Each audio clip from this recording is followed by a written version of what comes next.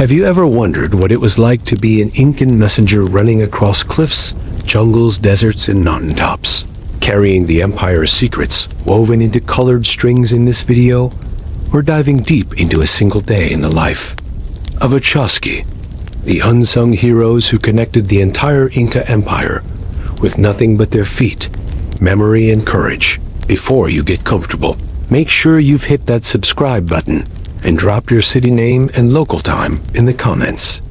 We'll know exactly where in the world you're watching us from. Before the sun even peeks over the jagged silhouette of the Andes, the chill of the highland air bites at the exposed skin of Tupa, a young chasquis, one of the Inca Empire's elite messengers.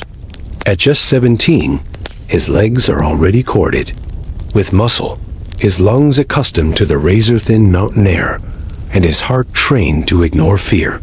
He wakes on a simple mat of woven llama wool inside a tambo, a roadside inn used by the state for messengers and travelers on official business. These rest stations, spaced every few miles along the vast Capac-owned the Incan road system, form the veins of the empire, and Tupa is the blood that runs through them. He rises in silence. The others at the tambo, two older messengers and a state-appointed handler, are already moving, chewing coca leaves to steel themselves for the grueling day ahead. Tupa stuffs a few of the sacred leaves into his mouth too. It dulls fatigue and suppresses hunger. Beside him, the small pew-to-a-shell trumpet rests like a coiled serpent. He will not blow it until he reaches the next post. The sound is a signal. A new message is arriving outside. The world is still dark. The Andes are a place of extreme searing. Sun in the day, ice and shadow at night. His bare feet slip into woven sandals made from agave fibers. He wraps his woolen unque tunic dyed with the crimson of crushed cochineal beetles and slings a leather bag, his quipu pouch, across his chest.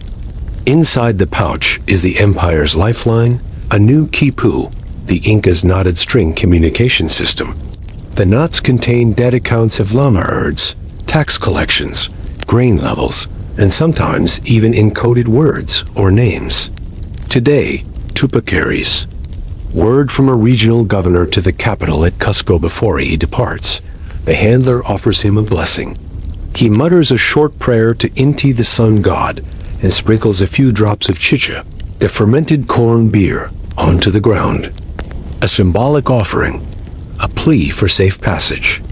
The sun has not risen yet, but Tupa is already running. The trail snakes through mountain passes like a narrow thread, hugging cliffs and dipping into foggy valleys. The chasquis are trained from childhood to sprint these roads, often covering over 150 miles in a single day, thanks to the relay system. When one messenger reaches a post, he blows his pew-to-two, and the next chasquis begins his run. But not today. Today, Tupa is going long. An urgent message must bypass the standard relay. He is to run 2 full legs before the next handoff. A rare test of endurance. His breath comes in measured bursts. The air is cold and thin. Every step pounds into dirt, stone, and packed earth, built generations ago by Incan engineers. He moves like a ghost across suspension bridges of woven grass. The chasquis' special training allows them to sprint across the swaying ropes without hesitation. Below him, a dizzying drop yawns into a rocky ravine. He doesn't look down around him. The Andes awaken. Birds with red and yellow plumage burst from the trees. A group of farmers in terraced fields glance up at the lone runner and nod. The chasquis is not merely a messenger, he is sacred. He brings the voice of the empire. He might be 17 and barefoot, but to the villagers, he is a living thread in the vast tapestry that holds their world together. As he rounds a bend, a herd of llamas blocks the trail. A herder whistles and pulls them aside, knowing better than to delay a runner. Tupa doesn't even break stride. He grunts a word of thanks and sprints past. The highland wind tears at his tunic. Sweat rolls down his back even in the cold. He pops more coca leaves into his cheek. Every few miles, he passes a tambo, but he does not stop. Inside each one, a fresh runner waits, and confused faces watch as he runs past. He is off route. No horn blown.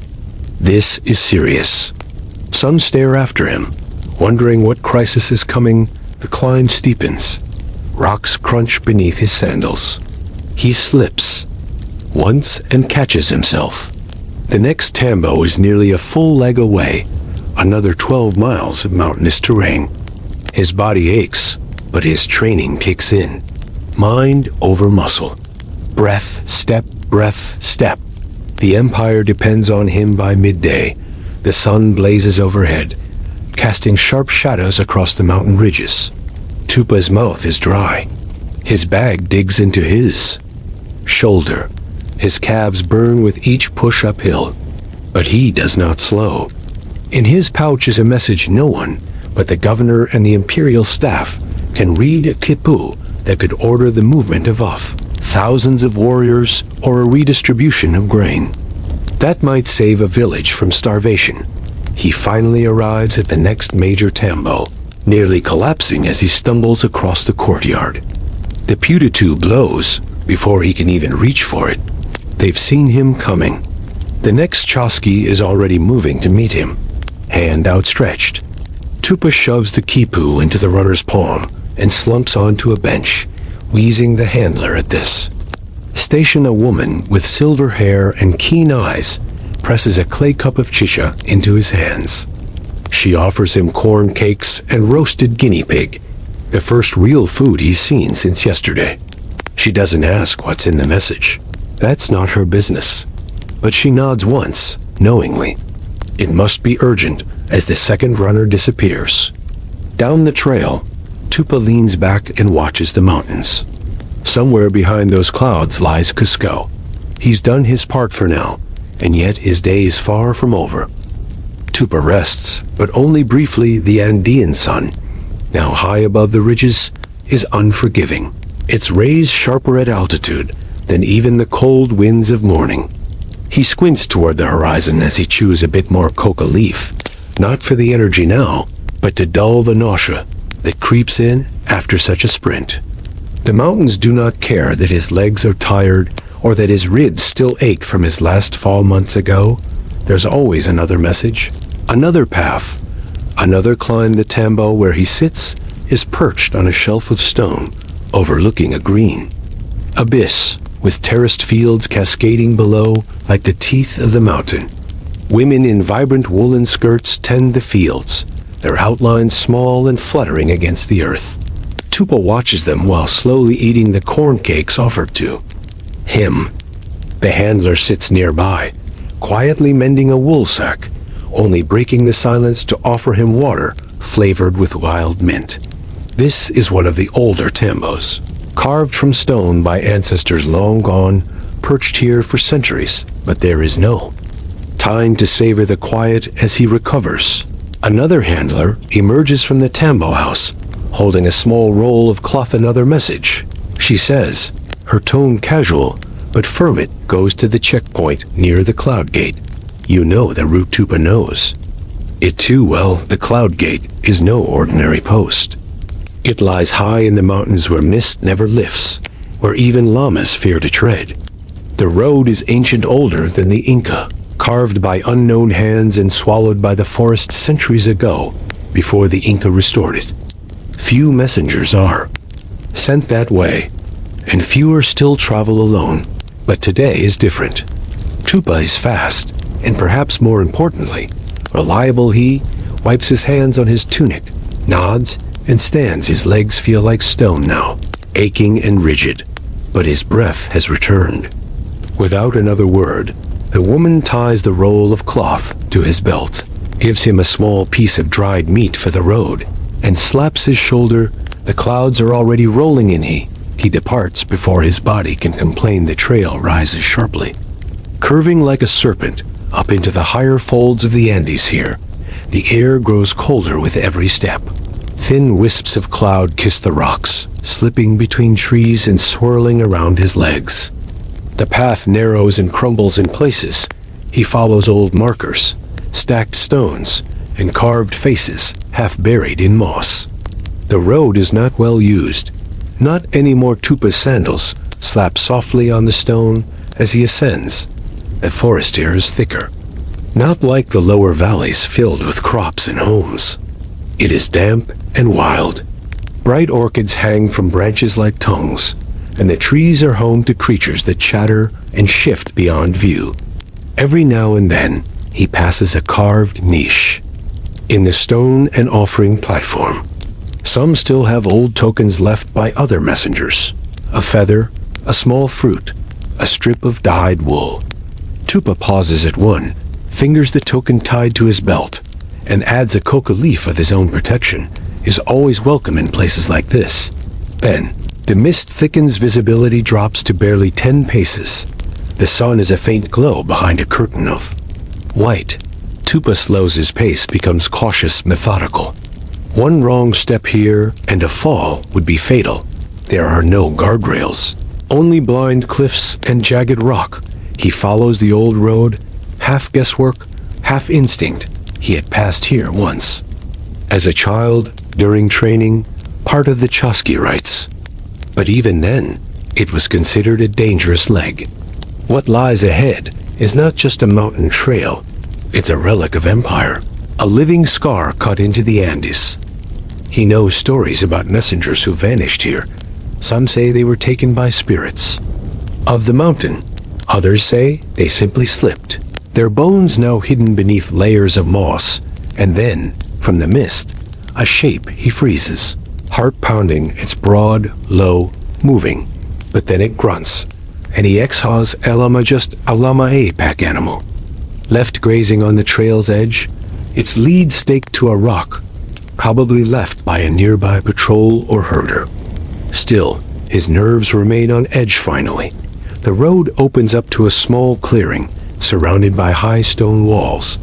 The air here is strange, heavy, wet, muffled like a cave, but open to the sky. The cloud gate, it's not a real gate, but a sacred point, one of several checkpoints hidden in the mists to mark imperial control of the trails. Messages aren't passed here. They're verified, scrutinized, especially those carried outside the relay. Tupa enters the stone clearing and kneels. An old man steps from a side shelter. He wears a tunic woven with gold thread, an imperial checker, pattern that marks him as a quipu kamayuk, a master reader of the quipu. In his hand, a staff topped with polished bone. His eyes are pale with age, but sharp. You came alone. The man says yes. You passed 3 tambos 4. Tupa replies. The man walks forward slowly, and Tupa offers the cloth bundle. It contains both a letter and a small pouch tribute, maybe, or sacred grain. The old man inspects it without opening it. Instead, he produces a quipu of his own and begins tying a series of knots with his gnarled fingers. He will log this visit into the Empire's record, every leg, every runner, every transfer. You're far from the capital. The man murmurs, I go where the message tells me. The old man smiles, but it doesn't reach his eyes. Wait here. He disappears into the fog again. Tupa waits, seated on a cold rock. Time drips slowly. He eats the dried meat, drinks from a nearby trickle of water running down the rock. His legs twitch with delayed fatigue, but he can't rest too deeply.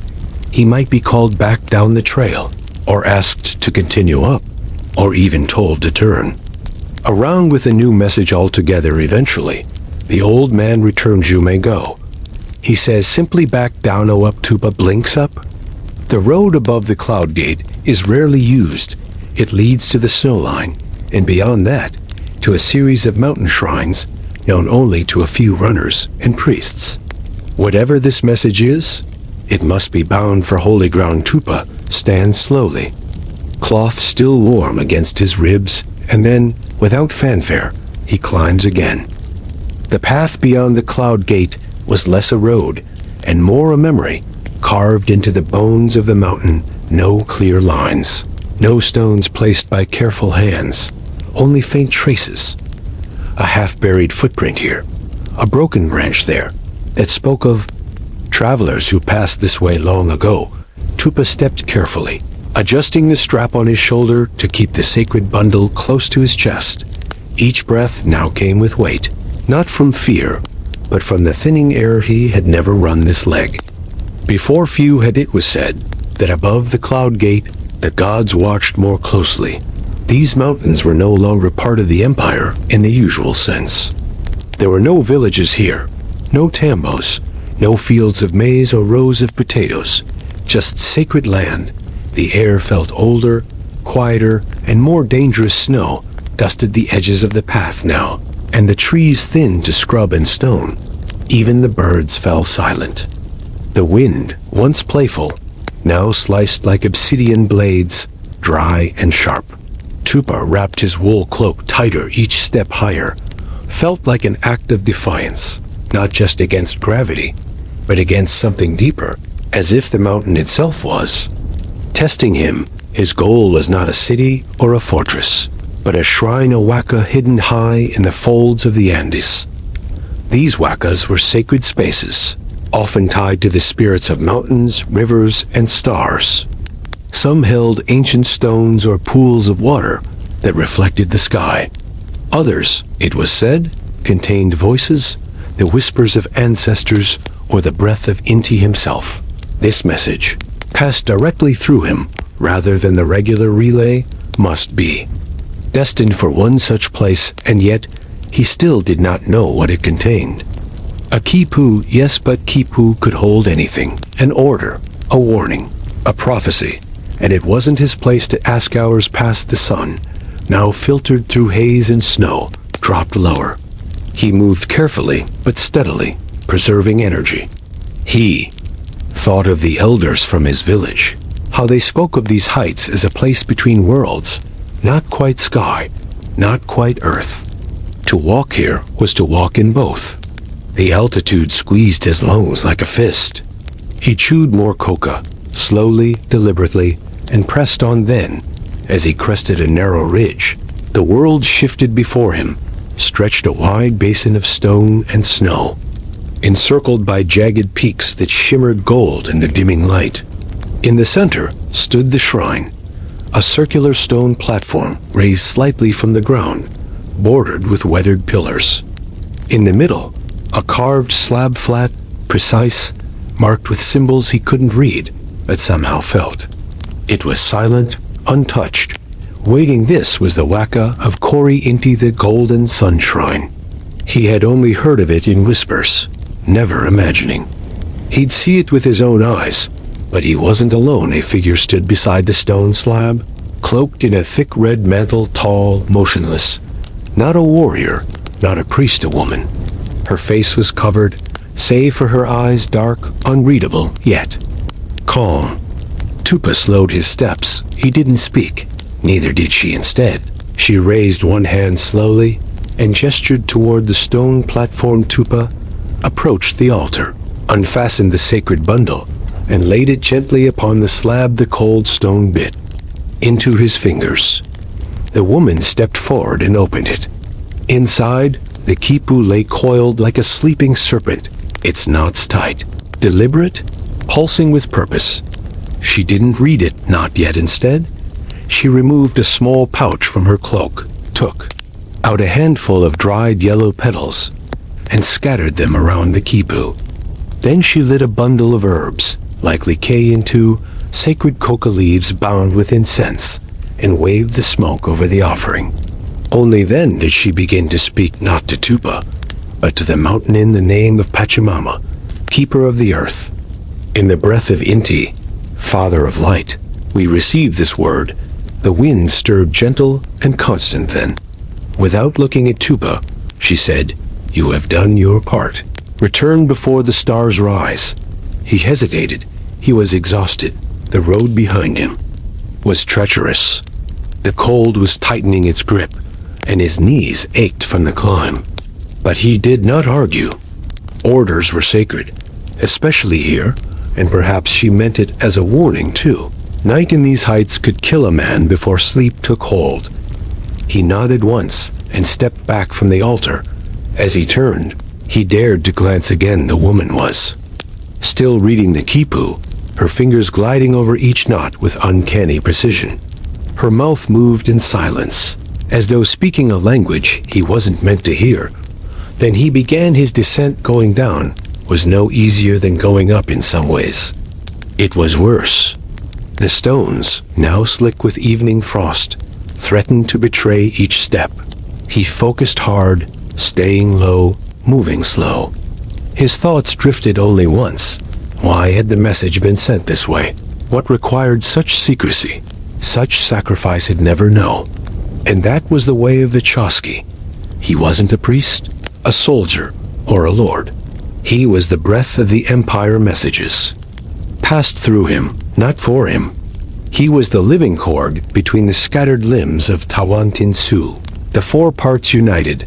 By the time he reached the cloud gate again, the sky was bleeding into purple and indigo. He saw the flicker of torchlight and the glint of bronze from the old man's staff. The same handler, unchanged, waiting. Did she receive it? The old man asked. She did. Did she speak to you only to send me back?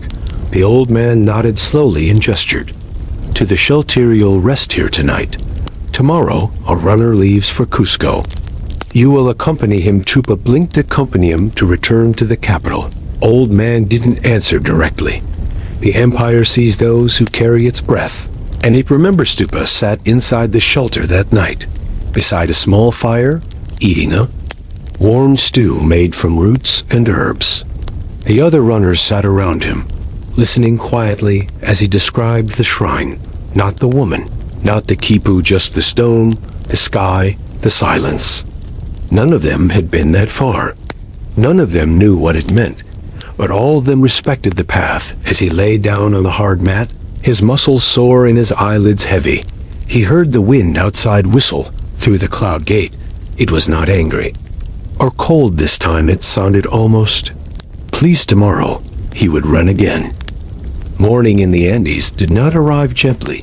It came with sharp gusts of wind, the smell of frost and burnt llama dung, and a slow bleeding of silver light across the peaks.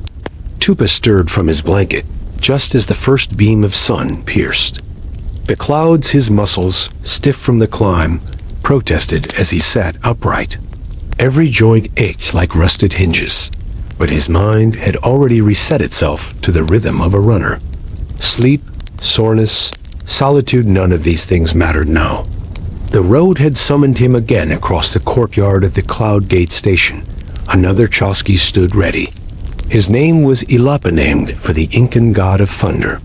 Older than Tupa by at least a decade, Ilipa had legs like tree trunks and eyes that squinted even in the shade. He carried himself like a man who had crossed every corner of the empire, from the coastal deserts to the rainforest fringe. Today, they would run together toward Cusco, the beating heart of the empire.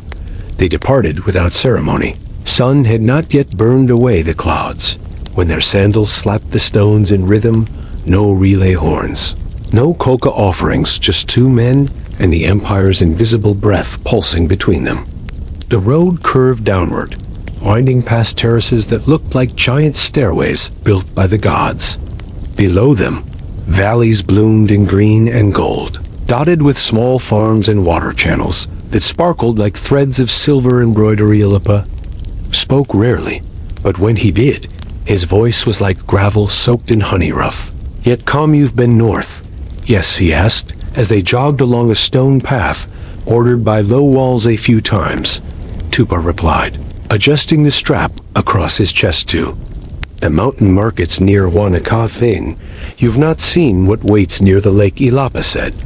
Almost to himself, the emperor is building new roads to nowhere for now. Tupa glanced sideways. Why build roads to nowhere? Ilipa didn't answer for a long moment. Then he said, because someday they'll go somewhere. That was how the empire worked. It built paths before people walked them, stored grain before famine struck, prepared soldiers before a war was declared. It was a living machine, always planning for the breath after this one. As they ran, they passed quipu carriers heading in the opposite direction, some carrying messages, Others moving to the tambos for future dispatches all gave quick nods. Respectful, but brief, every runner on the trail knew their place. There was no time for gossip or kinship. The road allowed no such indulgences in the distance. A bell sounded from a village temple, a dull thrum that echoed across the hills. It was not meant for them, but it pulled their attention briefly. To the valley below, where a funeral procession wound slowly through a farming hamlet. From their elevated path, the mourners looked like beetles drifting down a river of dirt. Led by a priest with a sun disk raised overhead, Ilapa slowed the young die too often. He said, almost bitterly. Tupa didn't reply. He had no context for the grief below, only that the road kept moving.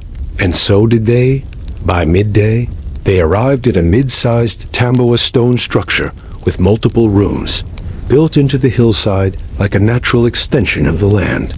Its walls were lined with supplies: llama, jerky, sacks of maize, clay pots of water, and medicinal herbs for altitude sickness. A handler greeted them and offered both food and drink, but Ilapa declined most of it. "We'll rest 1 hour," he said, nodding toward the sun. "Then we descend into UK Valley." Tupa lay on a woven mat near the door, chewing coca leaves and sipping warm chicha. From this height, the trail ahead unrolled like a snake through jungle and rock.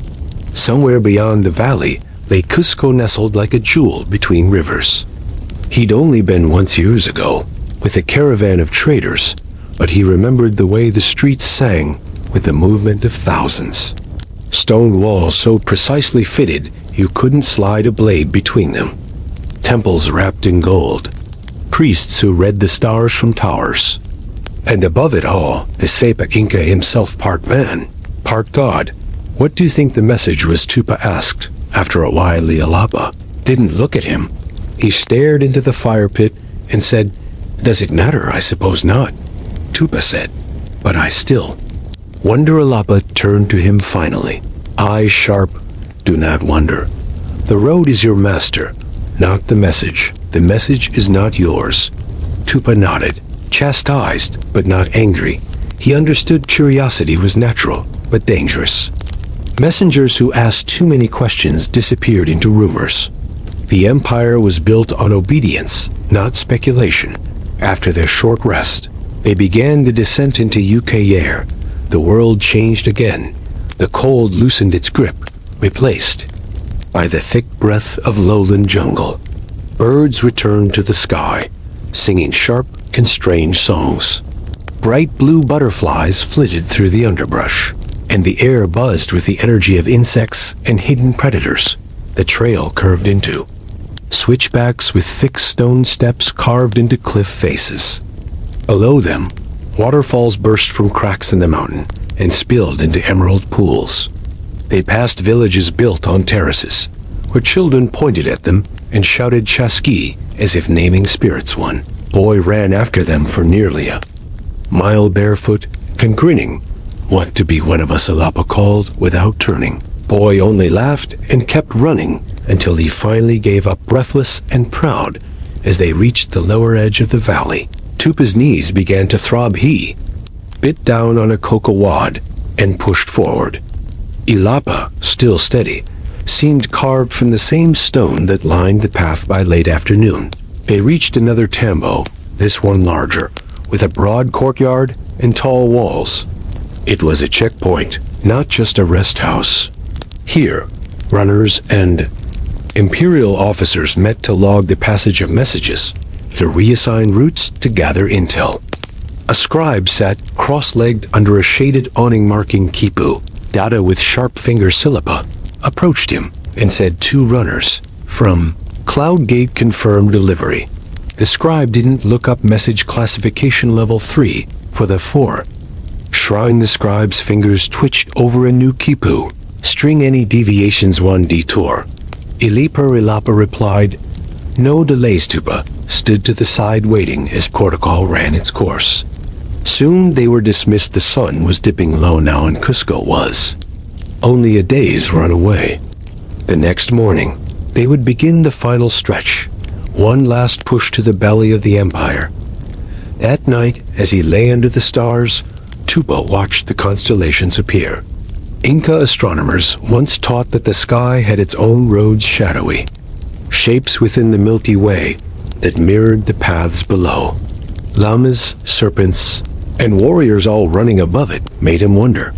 Perhaps every runner had two trails, one beneath their feet and one in the stars, and both had to be followed without question.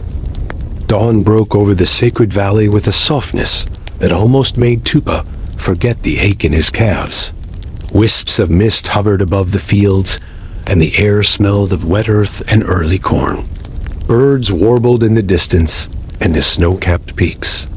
Behind them glowed with the fire of the rising sun. This leg of the journey was different, not just in terrain, but in feeling.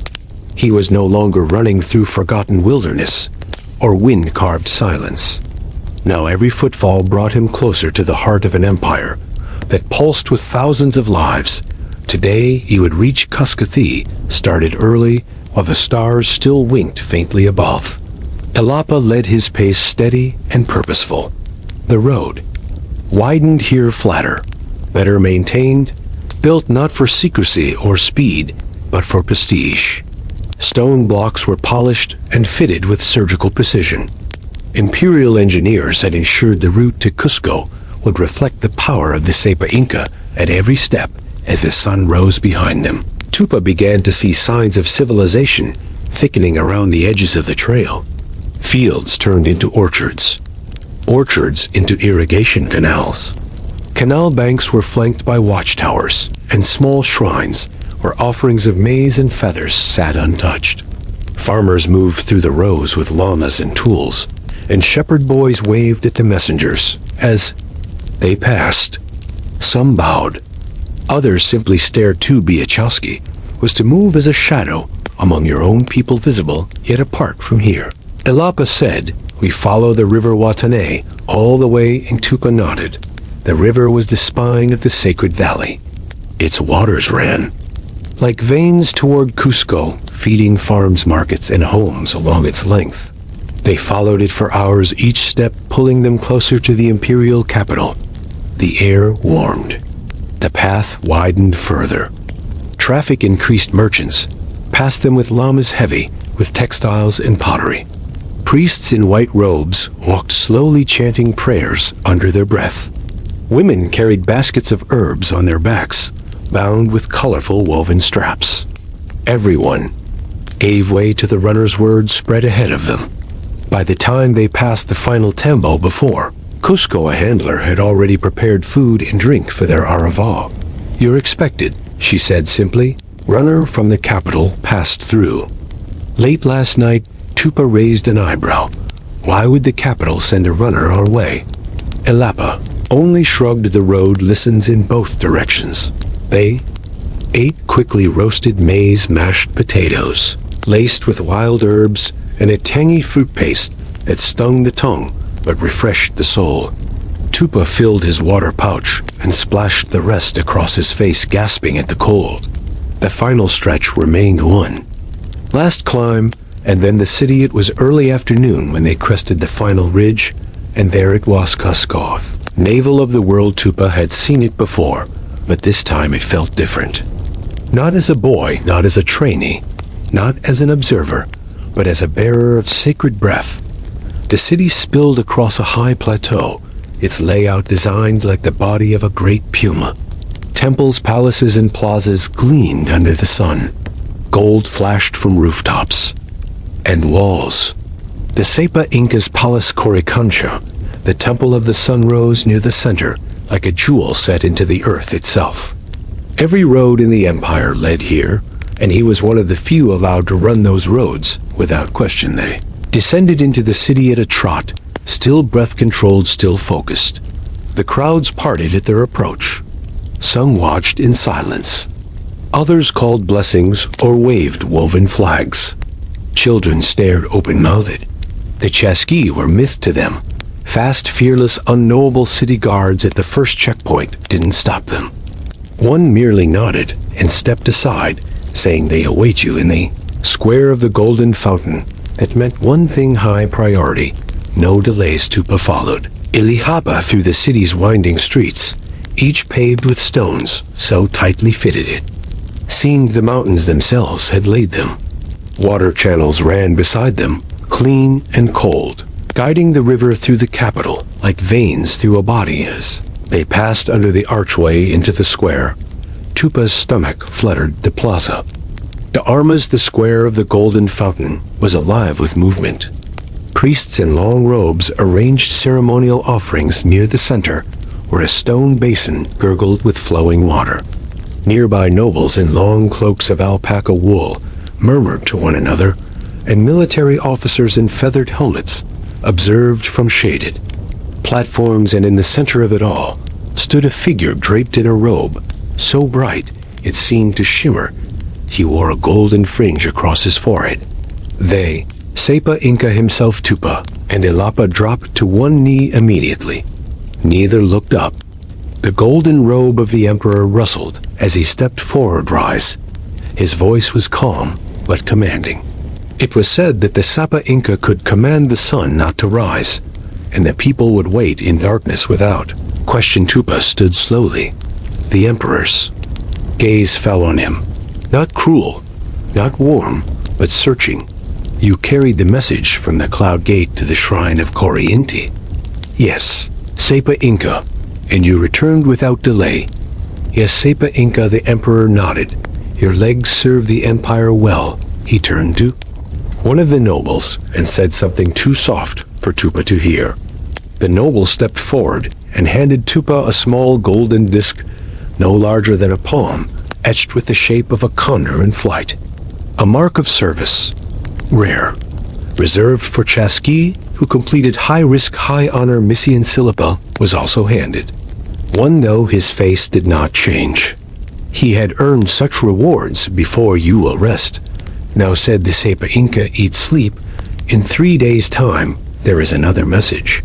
One that must go west. Far west. Tupa bowed. His fingers closed tightly around. A golden token. Not for pride. Not for vanity.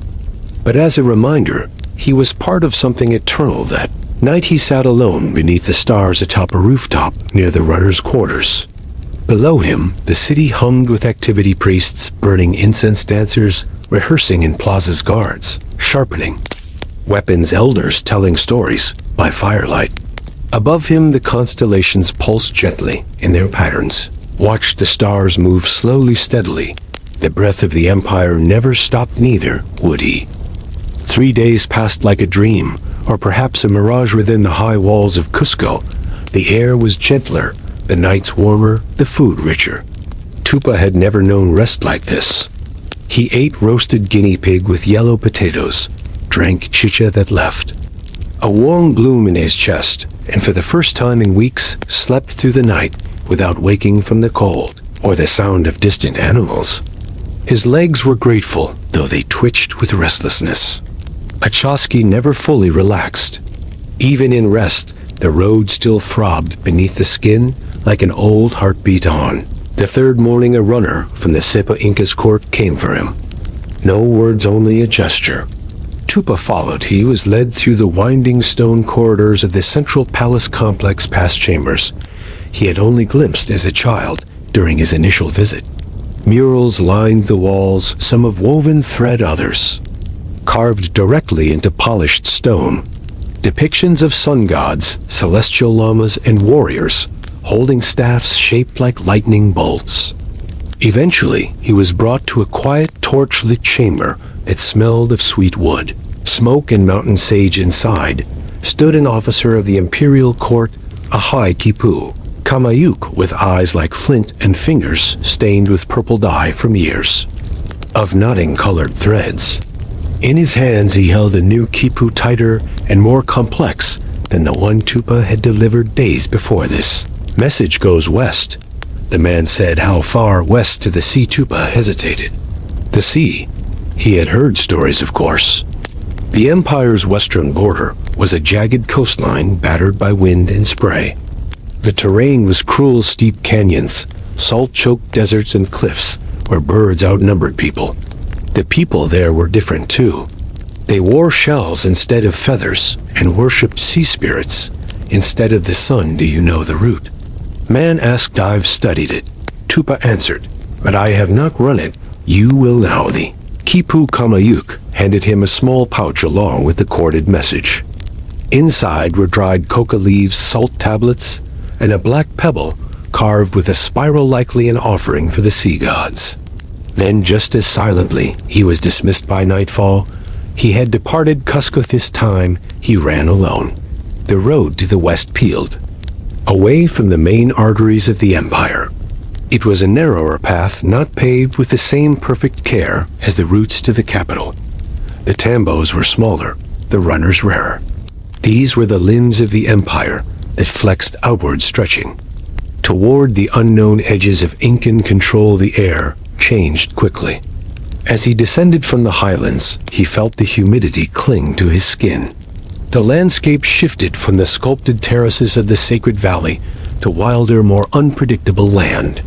Eucalyptus trees began to appear along the slopes, and cacti bloomed in the gaps between stones. Villages here were fewer, their people more guarded. They still bowed to the Sapa Inca, but some wore facial tattoos, nose rings, or elaborate fishbone pendants. Blend of empire and ancestral tradition. At one such village, Tupa stopped for rest and water. A woman offered him a pouch of smoked fish wrapped in banana leaves and asked, "The stars speak differently in Cusco?" Tupa paused, then answered, "They speak the same, but people there listen less." She laughed and waved him onward, then run fast. Starboy, the trail continued. He passed over rope bridges that swayed dangerously in the coastal winds. He crossed canyons where the echo of his own footfalls returned to him with strange distortion. He descended into valleys where nothing grew but gray shrubs and the bones of old trees. The sea air was nearer now. He could smell its salt and decay, life and rot. At one point, he passed a dry riverbed where vultures circled overhead.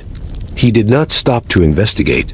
Every few miles, a small stone post marked the way, some so worn by wind they looked like ancient teeth. At one, he stopped to make an offering.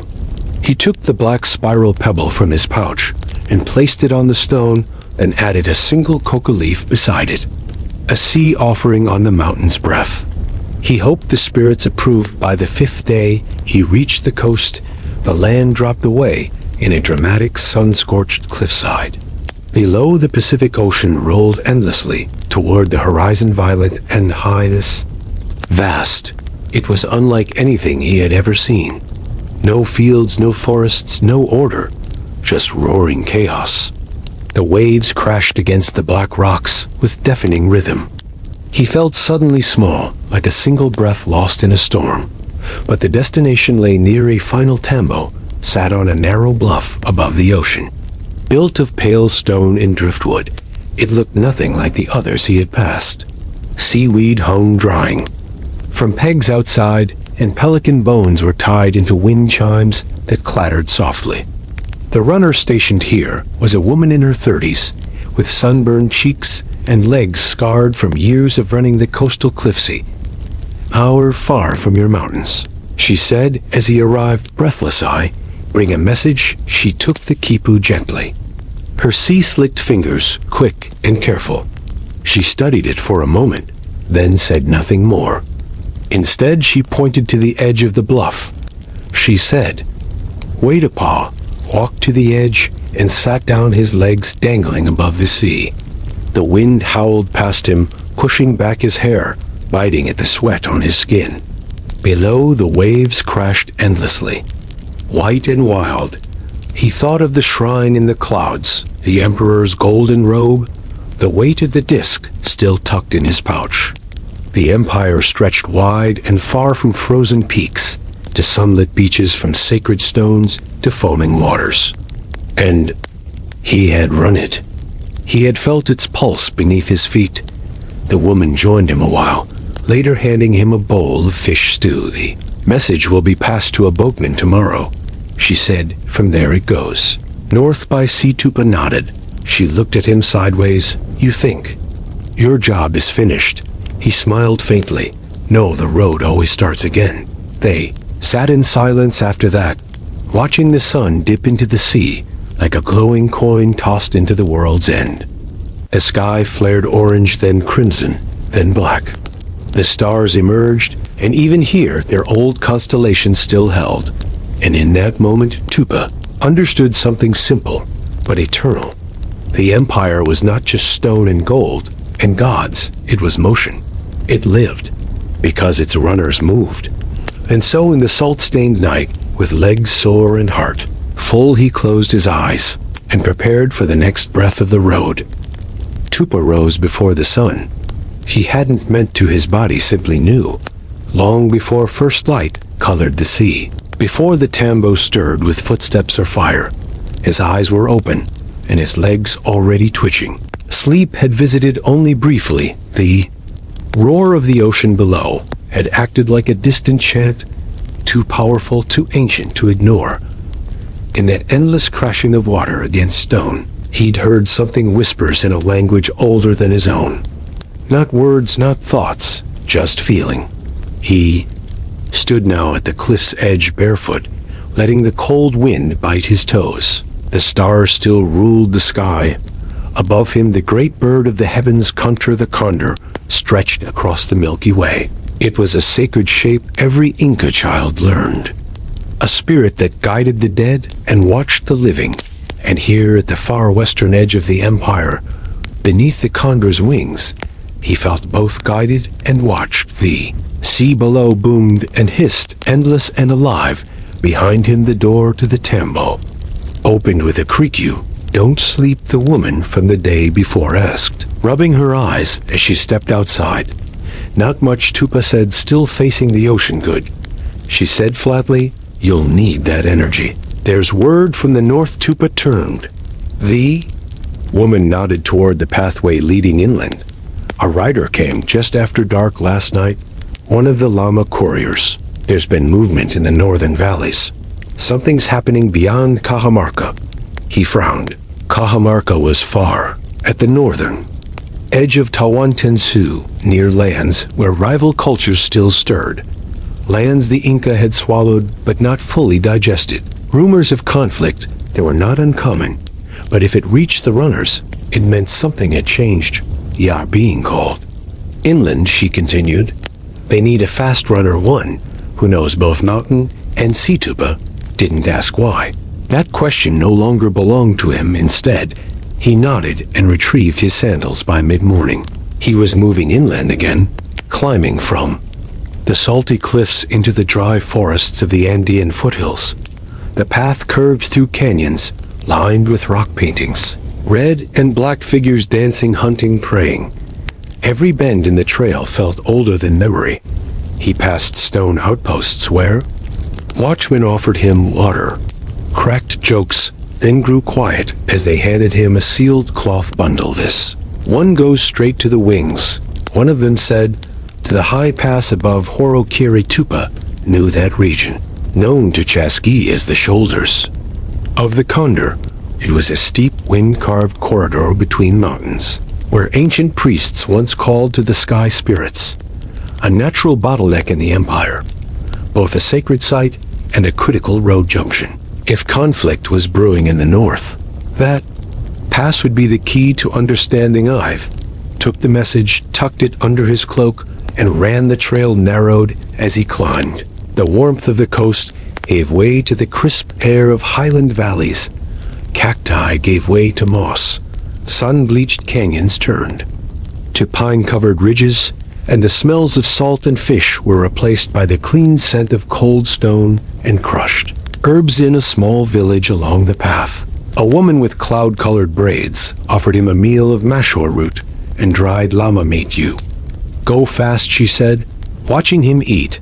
"Are you chasing or running from?" Tupa smiled faintly. "Always chasing."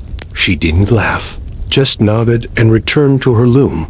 2 days later, he reached the lower ledges of the Warakiri Pass. Here, the land rose so quickly it made the lungs burn just from looking up. Trails vanished under scree and reappeared as stone stairways hacked into the cliffs. There were no tambos here, only caves and sacred stones, and at the very top a flat ridge known to the chasquis. As Hatton Kunter, the great condor as he climbed, Tupa could feel the change.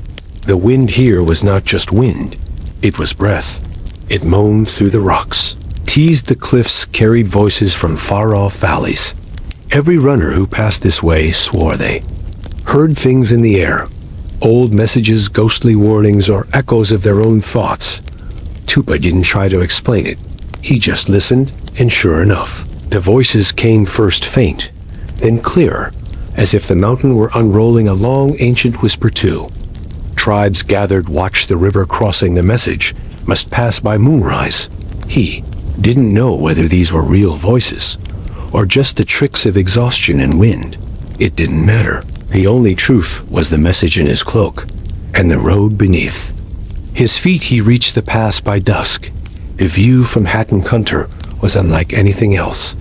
To the west, the sea shimmered faintly on the horizon. Now far behind him, to the east, the high Andes towered like frozen gods, their peaks wreathed in red light.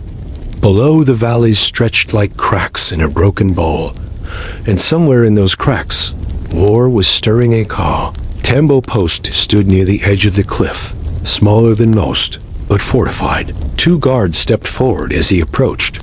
One examined the seal on his message and nodded, "You're early." The taller one said, "I didn't stop." Second guard led him to a stone-walled room where an officer waited by a fire. She wore a jaguar hide cloak and a silver medallion, a war coordinator rare for a chasquis to meet one directly.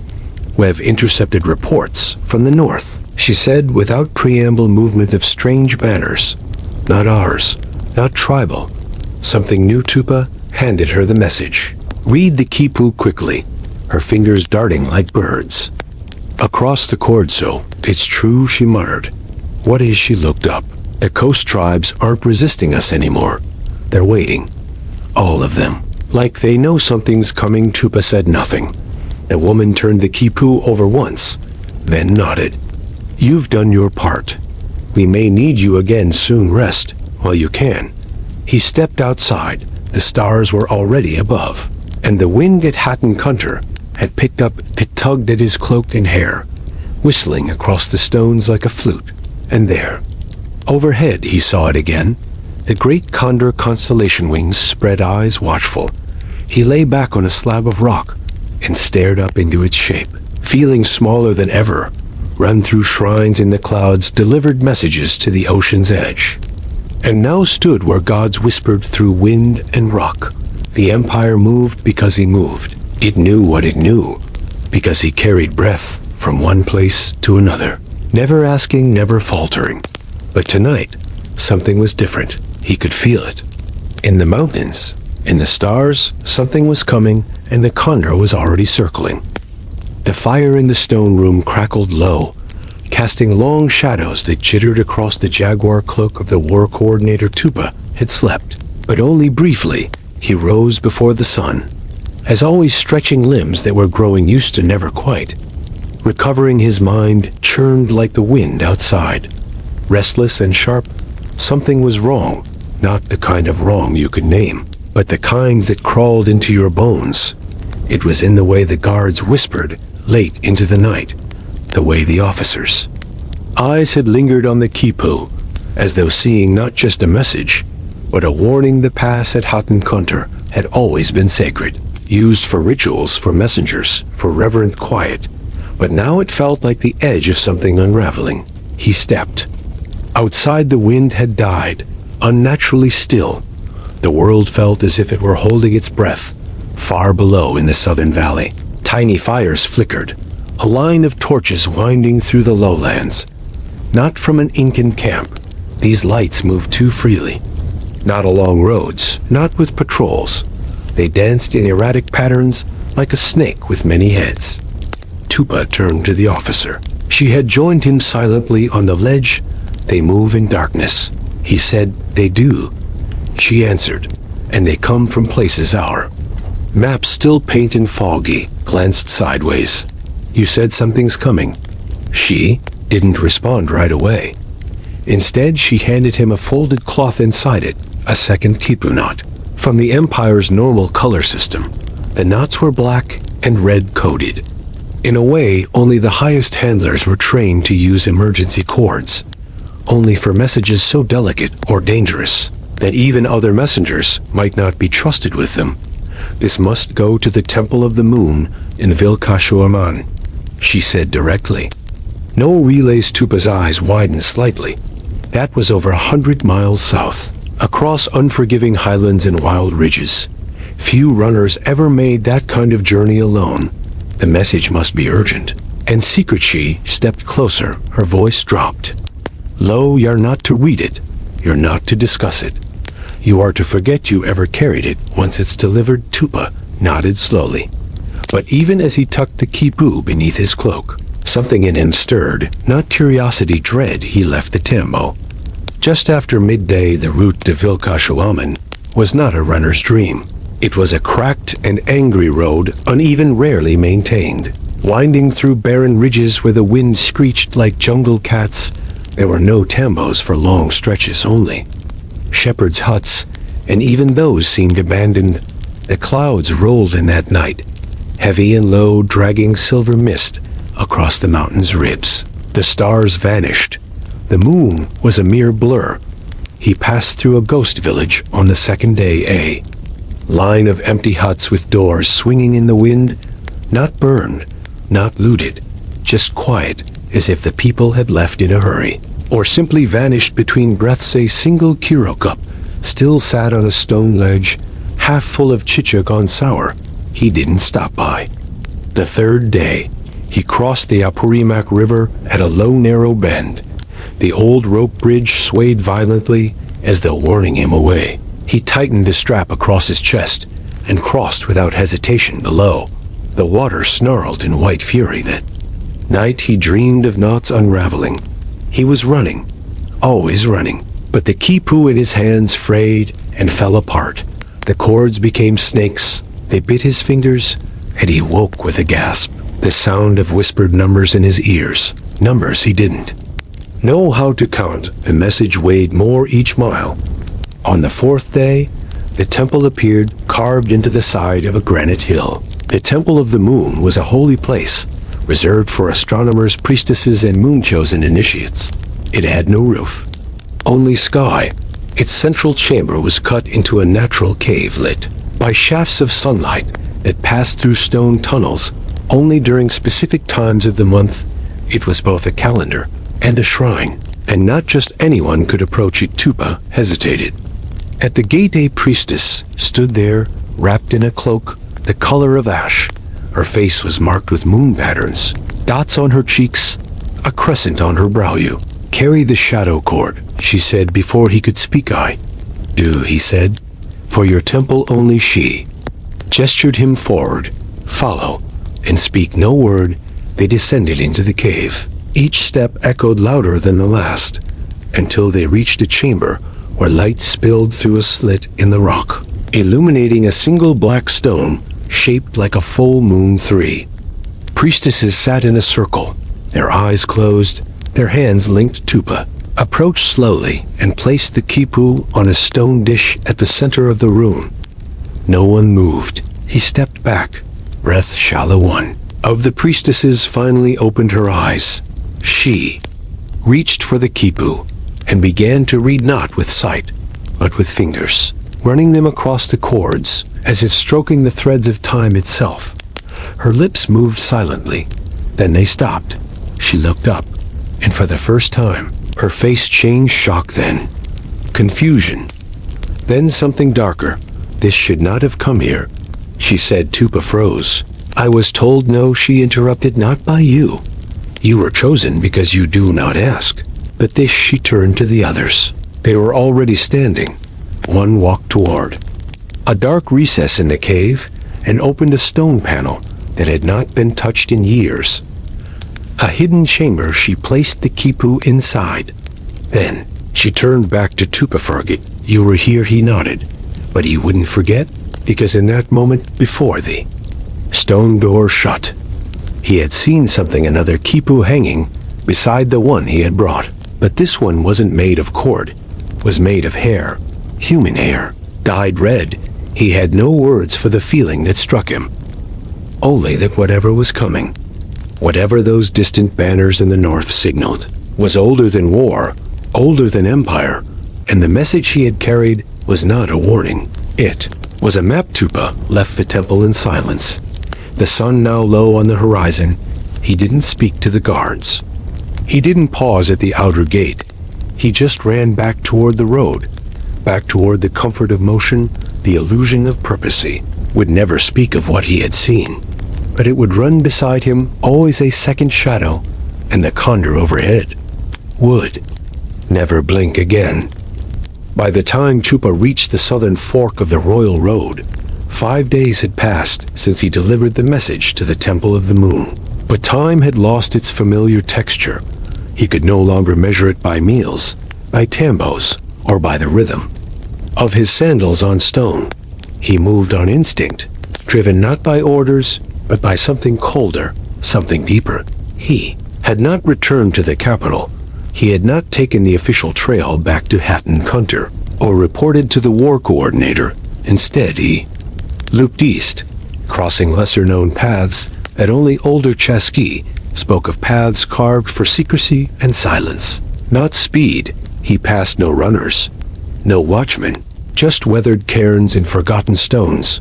He needed time, space, breath, but the road, as always, followed. It was late when he reached a secluded tambo perched above a river gorge. There was no fire, no handler, just an empty storehouse and a platform with a broken sun carving beside it. He entered and sat down hard, finally letting his legs rest. He chewed coca, not for energy now, but to push back the edge of dread that had lodged behind his ribs. He had seen too much, or too little. The memory of the hidden chamber in the Temple of the Moon haunted him, the way the priestess's hand had trembled, the way her words had cut deeper than a knife. This should not have come here, and the cord made of hair, still hanging, still waiting, as though the temple were not just receiving messages, but keeping the messages not meant to be passed. Messages meant to be buried. Tupa closed his eyes, trying to empty his thoughts, but the Empire does not forget. He woke to footsteps, soft, controlled, measured. When he opened his eyes, a figure was already sitting across from him in the shadows. Not a soldier, not a priest, another chasquis, an older man, lean and wiry, wrapped in a runner's cloak. His face was creased by age and altitude, and his eyes were dark with understanding. "You've been off route," the man said quietly. Tupa didn't answer. "I ran the northern desert in my time," the man continued. "Once carried a message from Cajamarca to the imperial court in 3 days. My feet bled the whole time. Never stopped." He drank from a small flask, then offered it to Tupa. Tupa took it silently. The liquid inside was bitter and strong root. Brewed, it steadied his pulse. "I've seen your mark," the man said, nodding at Tupa's satchel, where the gold condor disc glinted faintly. "You're one of the fast ones." Trusted Tupa finally spoke. "Not anymore," the older runner tilted his head. "Because you saw something." Tupa nodded once. The man sighed. "The road does not belong to us," he said. "We serve it. But sometimes it shows us pieces of what it carries. And when it shows you something you're not meant to see," Tupa asked, "you keep running," the man said simply, "because the moment you stop they come for you." Tupa tensed. "They?" he asked. The man leaned forward. "The ones who keep the Empire quiet." That night, neither of them slept. They shared stories, never full ones, just fragments, like cracked bowls. The older man had seen the Empire grow, devour tribes, erase gods, and rename mountains. He had once run into a town where every villager had vanished overnight, their food still warm, their fires still burning. Another time, he was told to run past a shrine without acknowledging it. No offerings, no eye contact, just pass later. He learned that shrine had been sealed by priests because it had started answering back. "There are things in this land," the man said, "older than the Inca, older than Pachacadi. The roads go over them, But their not buried Tupa said nothing. He didn't need Toby Dawn. The man was gone. No sound of departure. No farewell. Just the smell of chicha and coca still hanging in the air. Tupa stood alone again, more unsettled than ever. But he knew what he had to do. He could not return to Cusco. Not yet. Would deliver himself back into the Empire's heart once he understood what kind of message he had really carried, and why the priestesses had feared it. He needed knowledge that wasn't written on cords or carved into walls, and there was only one place he could go for that. The Forbidden's library most believed the library was a myth. A story told to chasquis during training, whispered when the fire burned low. It was said to be buried beneath the oldest tambo, beneath the first runner's shrine, a place where rejected quipu cords, heretical histories, and dangerous knowledge were kept, not destroyed, only hidden because destruction was crude. But forgetting was sacred. Tupa began the journey northeast, moving at night, resting during the day. He avoided the main roads now, relying on forgotten terraces and goat path streams that only locals used. In one village, he traded his condor disc for a carved shell necklace concealing his identity. In another, he slept in a cave behind a waterfall, letting the roar shield his presence from passers-by. The land changed again. Here, everything felt older. The stones were not cut with imperial precision, but grown over with moss. Melted by time, trees leaned over the path like elders with long memories. He crossed valleys where no chasquis had run in a generation, and followed ancient canal lines that whispered names of gods long erased on the seventh night. He found the door. It was carved into a cliffside above a dry riverbed hidden by vines and shadow. No markings, no guards, just silence. But he knew he entered. The first chamber was empty, just smooth stone walls and a spiral carving on the floor. He followed the spiral inward 5 circles until it ended at a small door carved low into the rock. He crawled through and found himself in a room of dust and silence. Quipu cords hung like curtains from the ceiling, hundreds of them, thousands, some made of wool, some of human hair, some too frayed to decipher, others fresh, as if placed yesterday. No guards, no scribes, just memory. Hanging in knots, Tupa walked slowly. He passed cords marked with colors he had never seen used: gray, indigo, rust red. Some told stories of failed uprisings. Others described creatures with no names. One quipu had a single knot tied into empty space. A cord meant not to speak, but to warn. And then he sawed a cord identical to the one he had carried, same black and red sequence. But this one was scorched at the end, as if someone had tried to burn it, but failed. He reached out to touch it, fingertips brushing the cord, and then a voice behind him: "You shouldn't be here." He turned. A woman stood in the entryway. Not a priestess, not a runaway record keeper. One of the forgotten. She didn't look angry, only tired. Why was the message sent? He asked. She stepped closer. Because the moon had to know. But knowing doesn't mean acting. The Empire will decide what is remembered. What is erased? Tupa stared at the burned cord. What was it? She shook her head. A question, or maybe a prophecy, or maybe just a lie no one wanted to admit was true. He swallowed. And what do I do now? She smiled softly. You run. He left the library before the sun rose, not because he was finished, but because he was beginning again. By the time Tupa left the Forbidden's library, the air outside had turned cold and dry, like the mountain itself was holding its breath. Dawn was only beginning to stir at the edge of the sky, spilling pale gold over the treetops. Behind him, the cliffside doorway had already vanished into shadow, as if it had never existed, but the feeling remained. He carried no quipu this time, no cord of wool or hair, no knots strung with the Empire's breath. Yet the weight on his shoulders was heavier than ever. It wasn't a message in his pouch, it was a truth in his blood. A truth he wasn't even sure how to shape into words, much less deliver.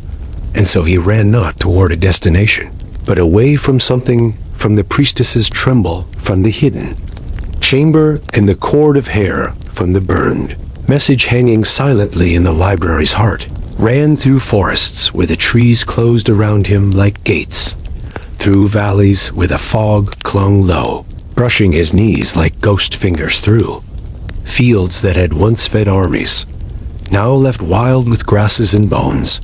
He ran until his legs ached, and the road no longer felt like stone beneath him, but like memory for days. He wandered, he avoided villages, slept in ruins, drank from streams that had never known silver bowls or ceremonial offerings.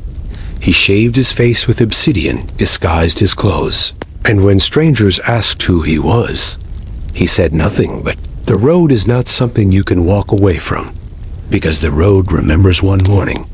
As he crossed a plateau overlooking the Vilcanota River, a young shepherd boy called out to him, "Runner." The boy shouted, "A tamba post ahead is asking for you, Tupa." Paused, caught off guard. He was in the middle of nowhere, miles from the royal trail far. "From Nome Tambos, you must be mistaken," Tupa called back. "I'm no longer a chasquis," the boy frowned. "But they said a man with your necklace would come." Tupa's hand went instinctively to his chest. The shell pendant he had traded for weeks ago. A minor trinket, a disguise, but the Empire had seen it anyway. Tambo was hidden beneath a waterfall, tucked into a stone crevice shaped like a jaguar's mouth. 2 guards stood at its entrance. Both wore traveler's clothes, but Tupa saw their posture. Their hands, the way their eyes never blinked too long. They were not travelers, Tupa. One said, "Yaur expected." The other added, "He said nothing, just followed them into the hollow inside." A fire glowed above it, hung drawing maps, quipu cords, and wood carved tokens marked with jaguar claws and sun rays. At the far end of the chamber, a figure stepped forward. It was the war coordinator from Hatan Kontar. Jaguar cloak looked heavier, now her eyes more hollow. "You've been running in circles," she said. Tupa didn't respond. "You saw something you shouldn't." She continued, "You've seen too much. But that makes you valuable, not running messages anymore." He said flatly, "I'm not offering you a message." She replied. A pause. Then she opened a woven basket and pulled out a scroll, not a quipu, pictographs, forbidden in most parts of the Empire, used only by those studying histories older than Inca rule. Histories meant to be forgotten. Tupa stepped closer. The images showed something he recognized, the same spiral from the Temple of the Moon. A mountain torn open, people weeping, a dark figure wearing the moon like a crown. "What is this?" he whispered. "The oldest record we've found," she said, "buried beneath what used to be a Wari shrine." Wari shrine. It matches the quipu. "You carried the one you weren't supposed to see," Tupa swallowed. "Then it's not just prophecy, no," she said. "It's memory." She let the word hang in the air, then she leaned forward. "We need someone who's seen the road from the ocean to the peaks. Someone who's walked between breath and silence, who's fast enough to go where armies can't, and quiet enough to go where priests want." Tupa looked down at his feet, blistered, bruised, hardened. "You want me to be a runner again?" he asked. "No," she said. "I want you to be something more." He looked up that night. They handed him no quipu, no seal, no pouch, just a carved stone medallion, shaped like a condor in flight, a twin to the golden one he still carried. Only this one was black, carved of obsidian. "This means nothing to most," the coordinator said, "but to those who know, it means you run without permission, without record off the books." Tupa turned the obsidian disc in his hands. It was cold, heavy, silent. "What happens if I'm caught?" he asked. She smiled, without humor. "Then you forget you ever ran." And so the road began again. But it was different now. Tupa didn't follow royal trails. He traced rumors, old stories, mountain symbols carved into cliff faces, rivers that changed course once a generation. He met other runners who spoke in half phrases, slept with one eye open, and trusted only the wind. He passed through ancient cities swallowed by vines, where frogs the size of fists croaked warnings at dusk, through temples buried in sand, where the air tasted like blood, through highland caves where old bones whispered when the wind came right. He wasn't delivering messages anymore. He was collecting them, from the land, from the people, from the parts of the empire even the Sapa Inca dared not name. And as he ran silent, forgotten, invisible, he began to understand something profound. The Inca didn't rule because of their armies. They ruled because of the breath that passed between mountain and sea, the unseen rhythm of the chasquis. And now, Tupou was no longer just a part of that breath. He was becoming the lungs themselves. Years would pass. Wars would rise. Foreign sails would appear on the horizon. But long before that, the roads whispered of warnings, of shadows of a runner who moved like memory. And in the night sky above the Andes, the condor kept circling, because the road never ends. Only the names of those who run it. So that was one quiet step in a 1,000-year journey. The road was long, the pace was slow. But now you've seen how the empire breathed, one message at a time. If this story helped your mind wander, or your eyelids grow heavy, then we've done our job, because here it bore me to bedtime. We believe history doesn't have to shout. Sometimes it just has to whisper. So if you'd like to drift deeper, subscribe to the channel. Drop a comment before you doze off, and we'll see you next time, somewhere along the quiet road.